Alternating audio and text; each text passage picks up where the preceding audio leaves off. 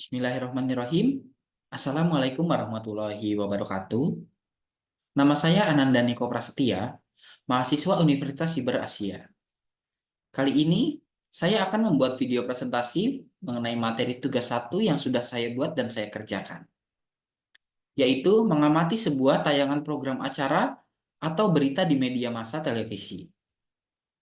Video ini saya buat untuk memenuhi UTS mata kuliah komunikasi massa di Universitas Siber Asia dengan dosen pengampu Bu Andinda Arifah, SIKOM, MIKOM.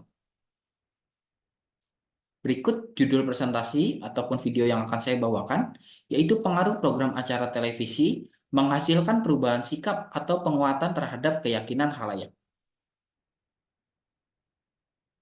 Acara kali ini yang saya pilih adalah acara On The Spot yang ada pada channel TV Trans 7.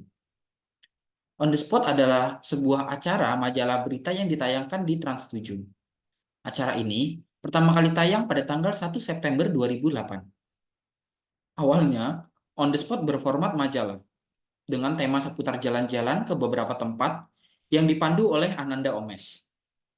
Kemudian tahun-tahun berikutnya, On The Spot berevolusi sebagai acara musik dan menjadi acara musik yang memainkan berbagai video klip musik musisi asal Indonesia.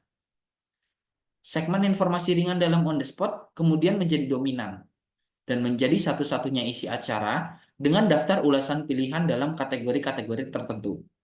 Biasanya, On The Spot mengkategorikan tertentu seperti misalnya 7 hal versi On The Spot, 7 tempat terangker versi On The Spot, 7 hewan terseram versi On The Spot, seperti itu. Dan juga di setiap episodenya diiringi berbagai video cuplikan-cuplikan yang diambil dari YouTube. Kemudian mengapa alasan saya memilih On The Spot untuk penelitian ini? Karena saya menilai On The Spot merupakan program acara televisi yang bersifat informatif. Bagi saya pribadi terutama, saya banyak sekali mendapatkan informasi-informasi baru setelah saya menonton tayangan On The Spot ini. Karena banyak sekali tema-tema yang dibawakan oleh On The Spot ini, tak hanya seputar dunia, musik, hewan, tumbuhan, bahkan supranatural dan lain-lain. Kemudian, saya juga beropini bahwa On The Spot memiliki topik yang unik dan juga sangat menarik untuk disaksikan sampai selesai. Pembawaan acara yang sangat bagus, topik-topik yang dipilih dan juga video-video sangat menarik untuk disaksikan, sehingga saya dan juga penyuka-penyuka On The Spot lainnya ataupun penonton lainnya menyukai acara On The Spot ini. Kemudian opini saya yang ketiga adalah menambah wawasan pengetahuan. Banyak sekali wawasan yang saya cukup ketahui dari On The Spot ini setelah saya menontonnya. Misalnya, saya ambil contoh 7 keajaiban dunia, ataupun 7 tempat terangker di dunia, ataupun 7 hewan terkecil di dunia. Info-info tersebut dapat saya dapatkan di On The Spot tanpa harus membaca berita ataupun koran.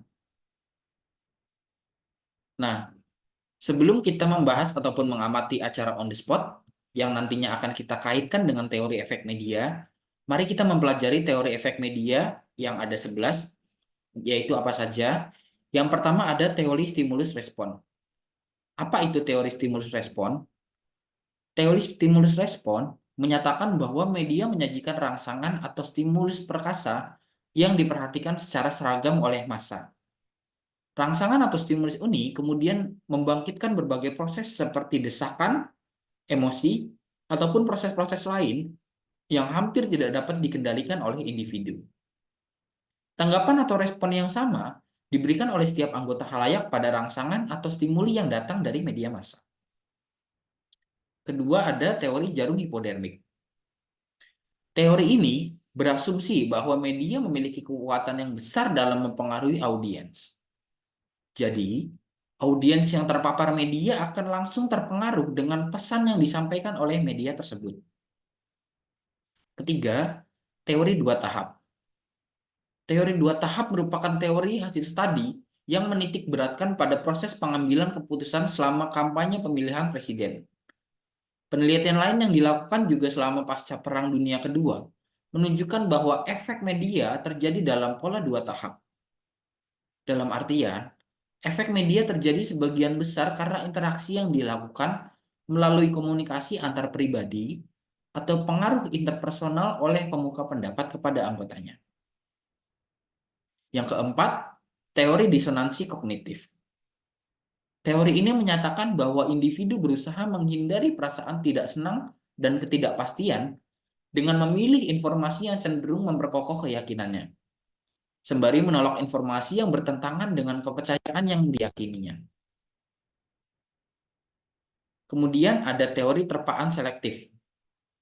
Teori terpaan selektif merupakan teori yang efek komunikasi massa terjadi melalui serangkaian faktor-faktor perantara, yaitu proses selektif yang meliputi perspektif selektif, terpaan selektif, dan juga ingatan selektif, proses kelompok, norma kelompok, dan kepemimpinan opini.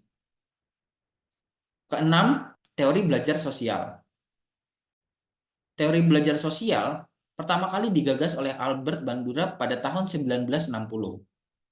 Teori ini, individu dapat menerima pengetahuan dan perilaku baru melalui perilaku mengamati dan meniru apa yang dilihat di media. Dengan demikian, dapat disederhanakan bahwa media massa memiliki pengaruh dalam membentuk tindakan seseorang serta bagaimana reaksinya terhadap sesuatu. 7. Teori perbedaan individu. Teori ini menjelaskan tentang bagaimana media massa secara jangka panjang dapat berpengaruh terhadap kesenjangan pengetahuan.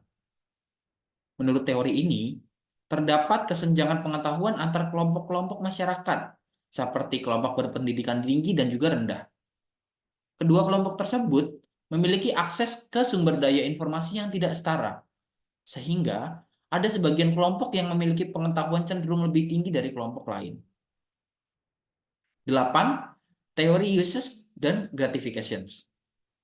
Dapat dibilang teori satu ini merupakan teori kebalikan dari hypodermic needle theory. Seperti yang sudah disebutkan sebelumnya, yaitu teori jarum hipodermik, berasumsi bahwa audiens bersifat pasif, yang mana bisa dipengaruhi langsung oleh media. Sementara itu, uses and gratification theory beranggapan bahwa audiens dapat secara aktif memilih, menggunakan, dan juga memuaskan kebutuhan mereka dengan mengonsumsi media massa. 9. Teori kultivasi. Teori kultivasi adalah salah satu contoh efek kumulatif media massa.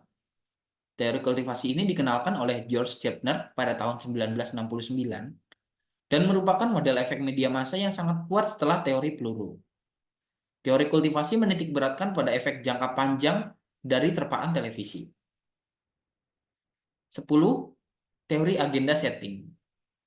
Teori ini menyatakan bahwa media massa lebih menentukan isu-isu yang menjadi perhatian publik daripada pandangan publik itu sendiri. Di bawah teori ini, isu-isu yang mendapat perhatian paling besar dari media dapat menjadi isu-isu yang didiskusikan dan juga diperdebatkan terus-menerus. 11. Terakhir, teori framing.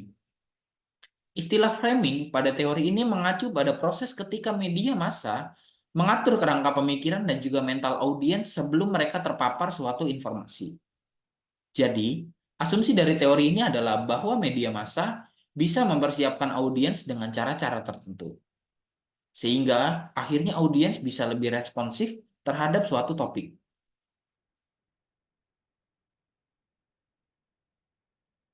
Nah, setelah saya membaca dan juga mempelajari 11 teori efek media ya tadi, saya beropini bahwa tayangan program acara televisi yang saya amati, yaitu On the Spot, berpengaruh untuk menghasilkan perubahan sikap atau penguatan terhadap keyakinan khalayak. Yang berkaitan dengan salah satu teori efek media, yaitu teori framing atau framing teori.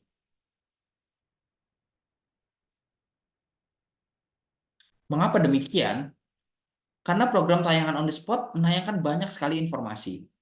Seperti misalkan 7 tempat terangker di Indonesia, 7 tempat wisata terindah di dunia ataupun di Indonesia, 7 pemimpin negara sadis di dunia, dan lain-lain.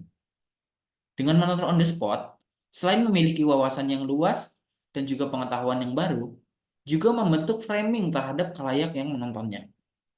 Penonton yang menonton On the Spot dapat menyimpulkan bahwa 7 wisata alam terindah yang ditampilkan di On the Spot itu memang benar-benar 7 tempat terindah di dunia. Meskipun mereka sama sekali belum pernah ke sana. Akan tetapi dengan hanya menaksikan tayangan On the Spot, mereka sudah dapat melihat visualnya karena On the Spot menampilkan video-video dari YouTube.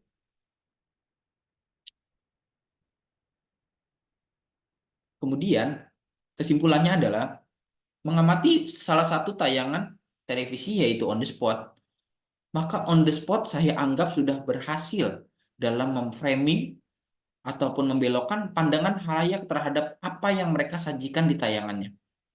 Dengan segala alur dan cerita yang mereka bawakan, penonton ataupun halayak sudah bisa terframing dengan adanya acara On the Spot dan juga info-info yang disajikan oleh On the Spot. Baik, mungkin sekian yang dapat saya sampaikan. Mudah-mudahan tayangan ini bermanfaat bagi yang menontonnya dan juga terutama bagi diri saya pribadi. Kurang lebihnya saya mohon maaf.